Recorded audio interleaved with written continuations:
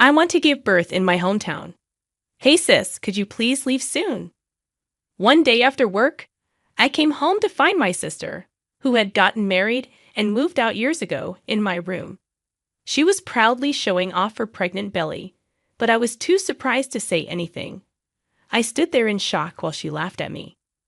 You're just in the way since you can't even get a boyfriend. An old maid like you should be grateful, she sneered. To make it easier for her to leave my room, which used to be normal before I left for work in the morning, I threw away everything that was in there.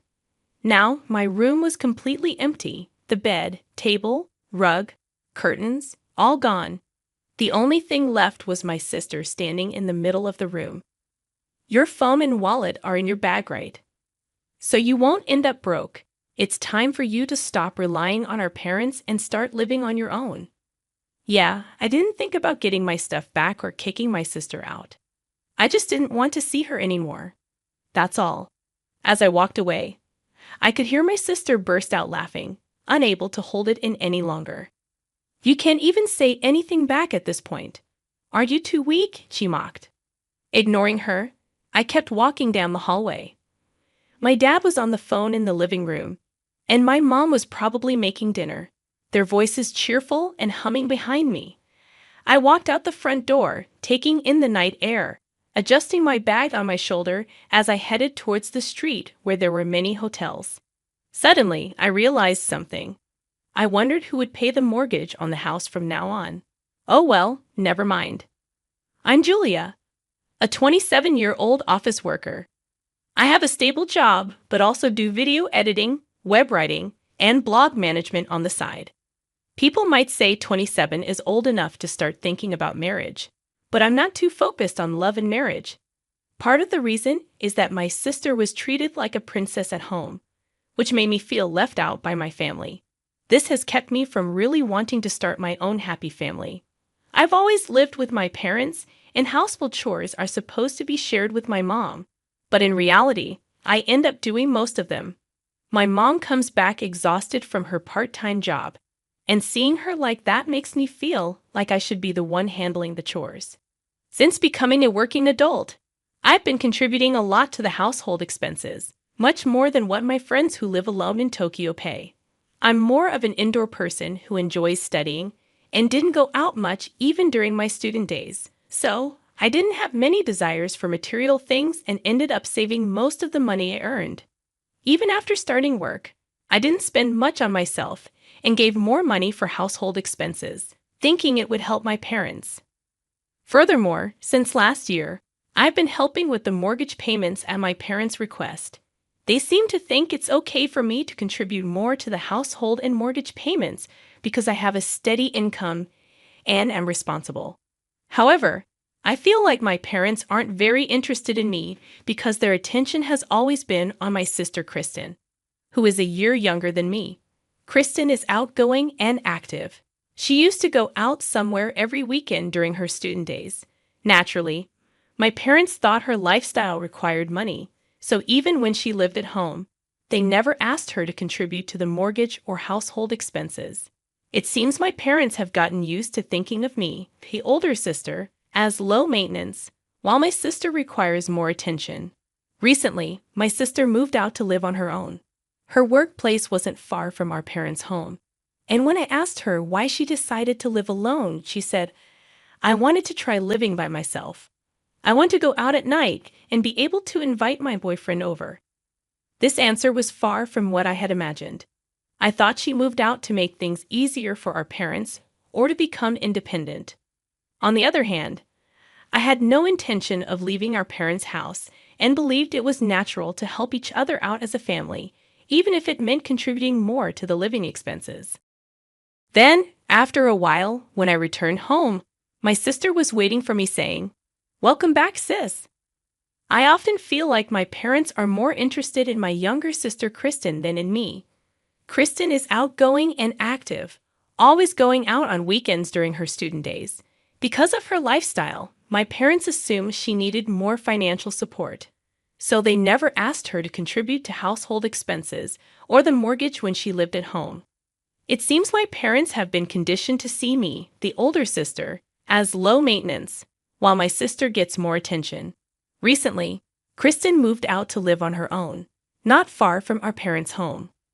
When I asked her why she wanted to live alone, she said, "I wanted to try living by myself. I want to go out at night and be able to invite my boyfriend over." This answer was far from what I expected. I thought maybe she wanted to make things easier for our parents or become more independent. On the other hand, I never planned to leave our parents' house and believed it was natural to support each other as a family, even if it meant contributing more to household expenses. Then, when I returned home later on, my sister was waiting for me and said, "Welcome back, sis. I'm getting married and we'll have a dinner party. So both families can meet each other. Can you come to the party?" My sister mentioned the party would be at a well-established restaurant in LA and emphasized wearing proper clothes, not my usual plain ones, so she wouldn't be embarrassed. Even though I didn't own any fancy clothes, I decided to attend in my usual suit. It was the most respectful attire I had. My sister's fiancé seemed sincere and was very polite. He made a good impression by saying, "Nice to meet you, sister-in-law. I look forward to getting along." I thought my sister had chosen a good partner for herself. Maybe with him, she might settle down a bit. I thought in a sisterly way. Initially, the atmosphere between both families was formal and tense, but as alcohol was served, the tension eased, and conversation shifted to discussing children after marriage. Our eldest daughter, Julia, is almost 30 and still unmarried without any plans to marry, so it looks like we'll only be able to see grandchildren from our younger daughter, Kristen. My parents said eagerly, "We're looking forward to it so much. I want to have children right after getting married, maybe 3, Kristen said, and the conversation became lively. Suddenly, I noticed my sister's husband had a forced smile, looking uncomfortable, as if his earlier cheerful smile was a lie. I felt he was also uncomfortable, just like me. I wished the party would end soon.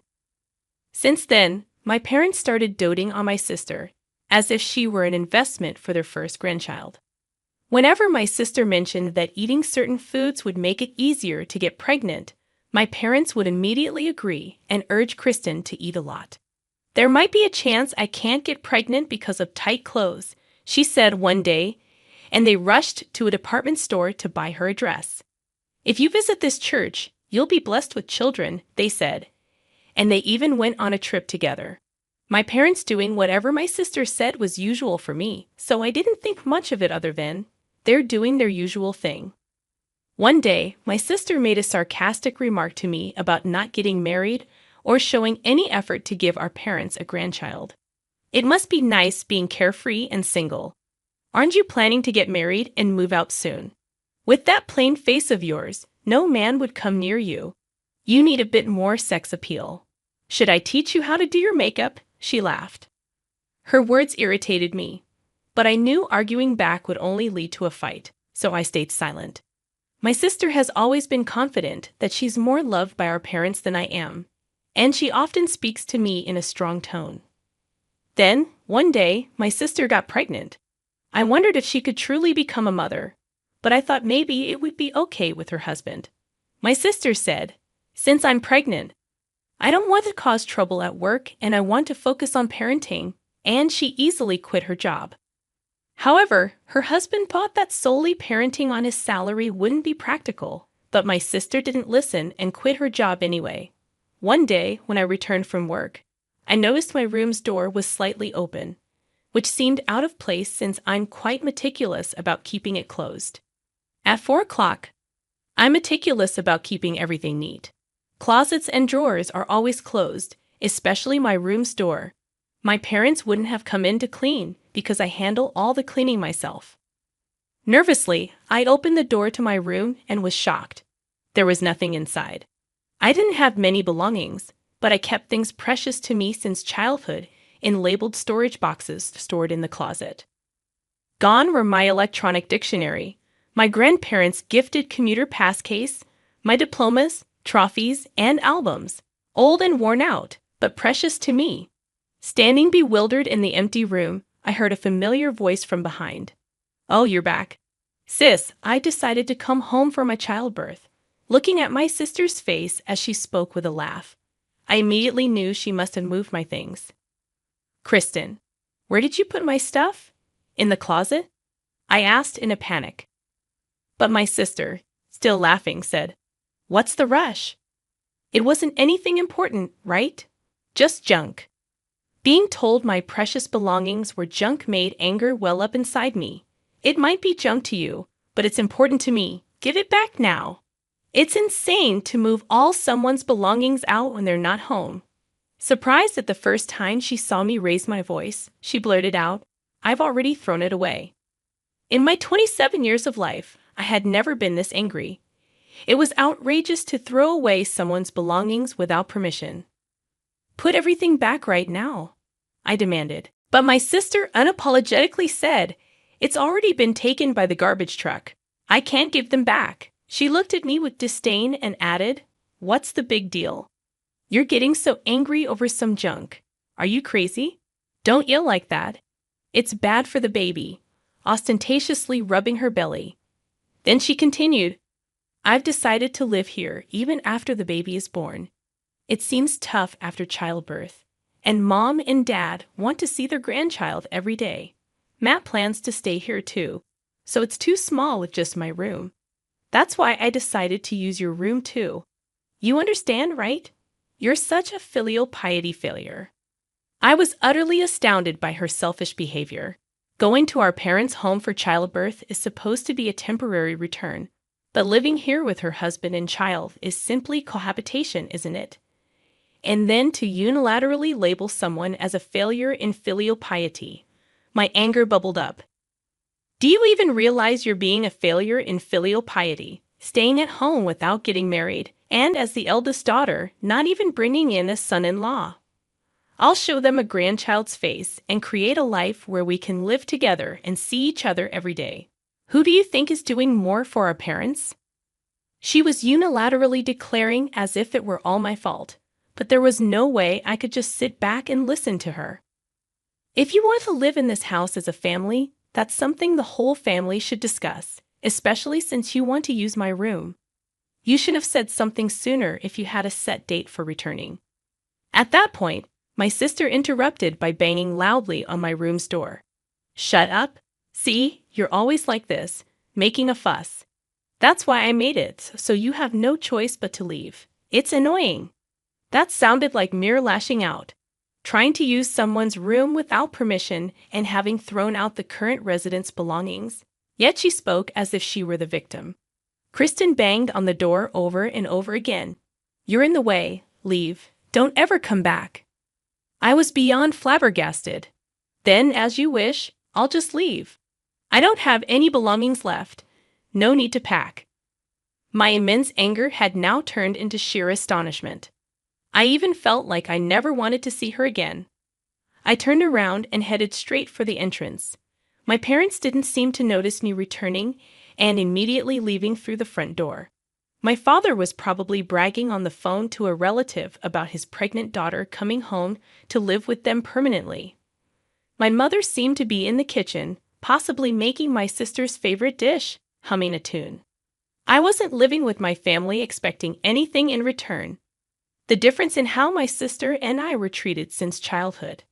I thought it was because she was good at charming our parents, and that was okay. But even after growing up and taking on most of the household responsibilities, this was how I was treated, despite allocating most of my salary to living expenses and the house's mortgage. Yet my sister, who never contributed a penny, was welcomed with open arms. The negative aspects of my parents I had tried not to see, combined with my sister's behavior, morphed into contempt. Without saying "I'm leaving" or "goodbye," I opened the front door. Until that door closed, neither my parents nor my sister said anything to me. Then, a week later at the end of the month, which was payday, I usually transferred living expenses and the mortgage payment to my father's account. But I didn't make the deposit since I don't live there anymore. I don't see why I should pay the mortgage for a house I'm not living in. The housing mortgage was originally taken out by my father, so it was supposed to be planned in such a way that he could comfortably repay it from his income. The household shouldn't become unsustainable just because I stopped making deposits. However, a little while later, I got a call from my mother. Right off the bat, she said, "Julia, we've received a notice for unpaid mortgage." When I checked, there was no money in my father's account. She rattled on before I could even answer, clearly in a panic. "Julia, do you know why this happened? Don't tell me you withdrew it." In contrast to her frantic tone, I answered calmly, "All I did was stop making deposits. I didn't withdraw anything. If there's an unpaid mortgage, it means the withdrawal couldn't be made, right? Did you make sure there was enough balance on the withdrawal date? You didn't make a deposit." "Why?" She sounded genuinely puzzled. So I became just as confused because it was agreed that I contribute to the living expenses and the mortgage since I was living at home. Once I left, I obviously wouldn't continue to pay, right? I don't live there anymore. It seemed to finally dawn on her as I heard her gasp softly. "So, you don't need to pay the living expenses." "You're right, but could you still contribute to the mortgage? Even living on your own, you should have some leeway, right?" "Sorry, but I can't. My current rent alone is $5,000. I'm stretched thin as it is covering my own living costs, let alone paying for a mortgage on a house I'll never return to." $5,000? You're just an ordinary employee. How could you afford such a place? Hearing my mother's astonished voice, I sighed. That's the same amount I used to give home every month. Asking such a thing now, it's clear you never really cared about me. If that's the case, I can't discuss money with you any further. I'm not your personal ATM. I could hear my mother whimpering over the phone. "No, no," she repeated, her voice thinner than I had ever heard. I felt no pity. A month had passed since I left quietly, yet there was no concern over my well-being. Only about the mortgage and living expenses, my rent, only money. It painfully highlighted that their interest was not in me but in my money. That's why I hadn't felt compelled to share that I was extensively freelancing online, making far more than my father's monthly salary. The house mortgage still has 15 years left, so I was depositing $5,000 every month, including savings. It seems my mother mistook it as my father's income. Given his age and years of service, her assumption was understandable, yet she never noticed the exact amount deposited every month. A glance at my father's payslip would have clarified the discrepancy. Ultimately, my mother didn't care about the source of the money, which is why she failed to notice when the monthly income halved, leading to a shortage and subsequent mortgage payment failures only noticed when prompted by a notice. When the absence was finally felt, she acted in a manner so typical of her, I could only offer a faint smile. Lately, she had been indulging my sister's demands for expensive baby items, further straining their finances. "But without your contributions, we can't make ends meet. Could you send some money as remittance?" "I've told you I can't. Why don't you ask Kristen to contribute a bit for living expenses? If that's not enough, maybe you should increase your part-time work." As I conveyed this, my mother's shriek pierced my ears. "Kristen just had a baby. How can I work more and leave her alone with the baby? Are you suggesting Kristen should work too? How could you say such awful things?" I clarified, that's not what I meant. If Kristen and Matt as a couple are going to live at Mom and Dad's house, then they should be contributing some amount towards the living expenses. I did the same, didn't I? And isn't Matt still working? Yet you're planning to live together without contributing anything. After calmly responding to avoid provoking my mother, silence followed. Staying there just temporarily might be fine, but Kristen said she plans to live there forever, and Dad seems to think the same. So it would be better for everyone living together from now on to discuss how to handle finances and share the burden.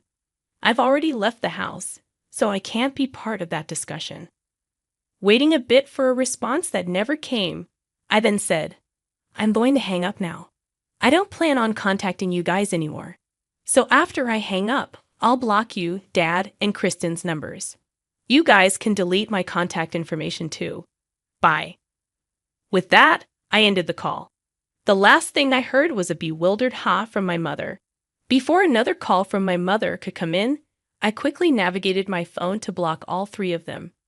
After completing the settings, I took several deep breaths and moved closer to the living room window.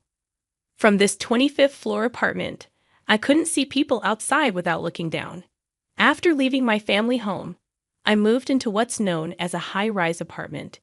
In fact, my side income had significantly increased, allowing me to save tens of thousands every month, even after transferring $5,000 to my family.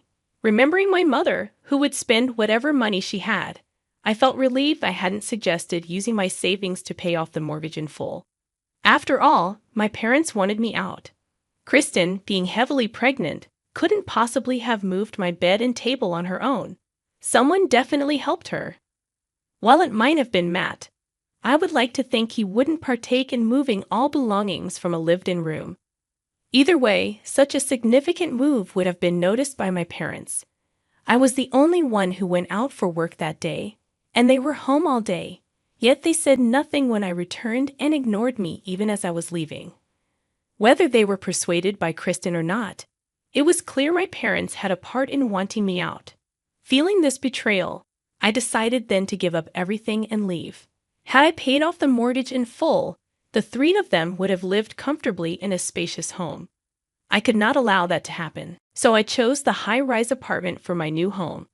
I remember when we used to gather around the TV as a family dreaming about living in such a place. My decision to live in a high-rise apartment out of spite turned out to be far more comfortable than expected. My chosen furniture, a space undisturbed by anyone, and the freedom to live off my earnings brought me immense satisfaction. Making my potentially struggling mother believe I was living in a luxurious home felt exhilarating. I may have bragged a bit too much about paying $5,000 in rent, but my mother never noticed. Moreover, getting along well with my neighbors on the same and adjacent floors was a delight. Contrary to my expectations of encountering boastful conversations about income or car ownership, everyone was humble, making for a pleasant living environment. 3 months later, my peaceful life was disrupted as I left the office. Kristen approached me from behind. "Sis, there's something I need to talk to you." Her lips trembled as she spoke, her appearance rougher than a year ago, likely due to childbirth and parenting, yet her charm remained, drawing attention from my colleagues and employees from other companies as they passed by. "Sorry, but I have plans afterward. If it's about the house, talk to Mom." I attempted to gently remove Kristen's hand.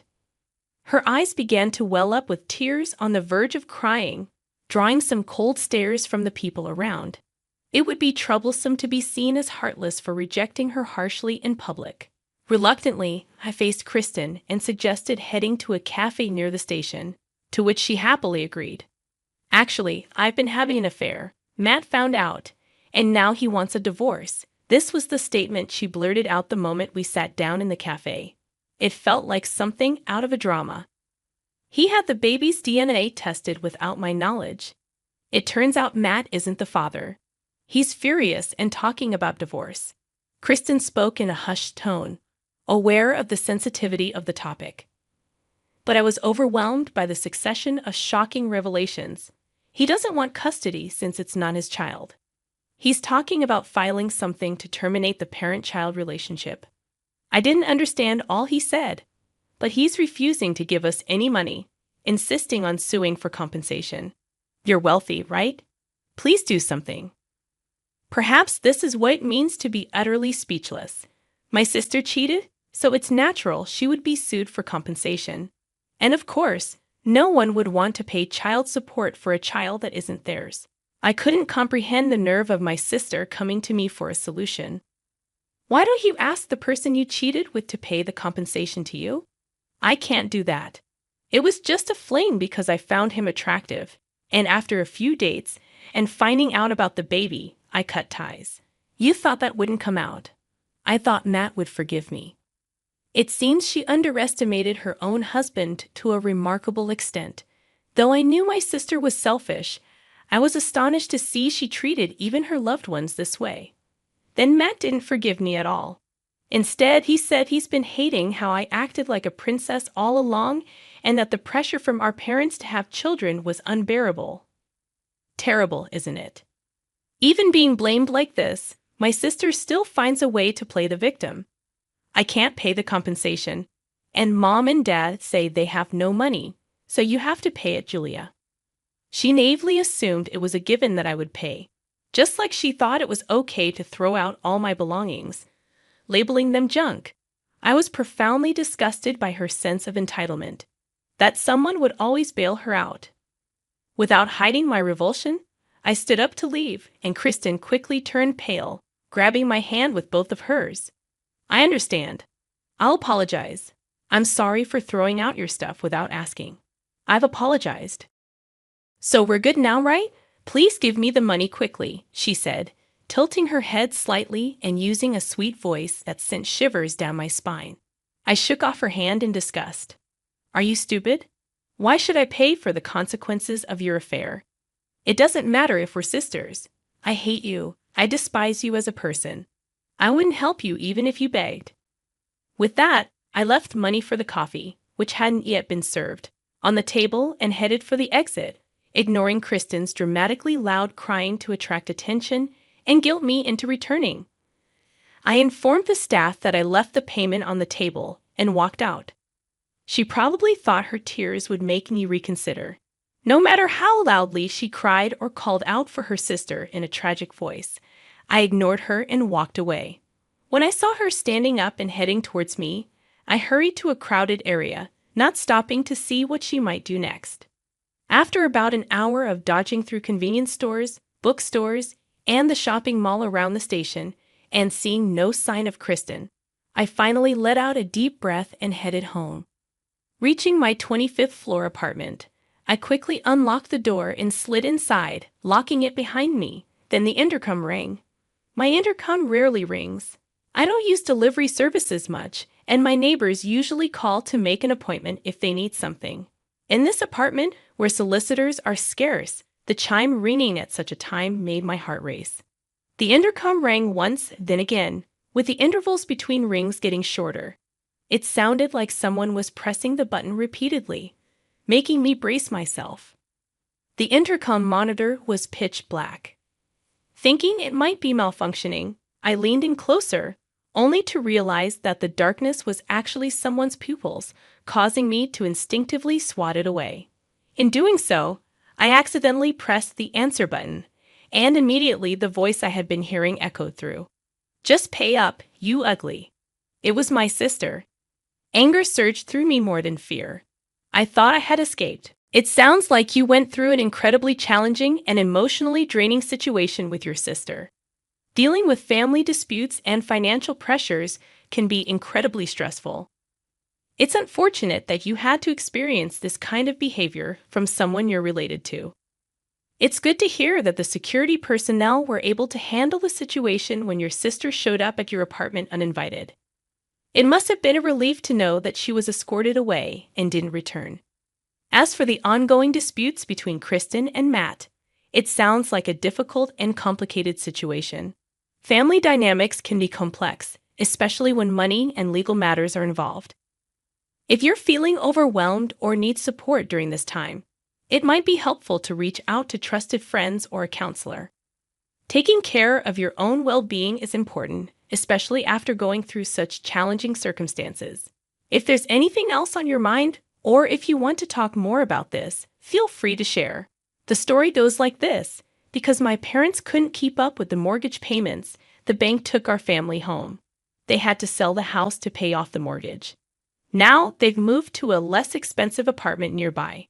This sudden change caused stress and tension in our family. Even though my dad's salary is enough for a modest life, they struggled because they got used to the money I used to send them. My mom went back to working part-time, and Kristen found a job again despite having to handle childcare. It's been tough for Kristen, taking care of her child and managing work and home. Thankfully, her child is growing up healthy. I've been trying to help by giving them information about childcare support, even though it might seem like I'm meddling. Meanwhile, my own career is going well. I got a promotion at work and am leading a new project. My side business is also doing great, especially a writing job that turned into a best-selling book. My success has helped my other projects grow too. Overall, Even though I'm tired sometimes, coming back to my comfortable home every day makes me truly happy.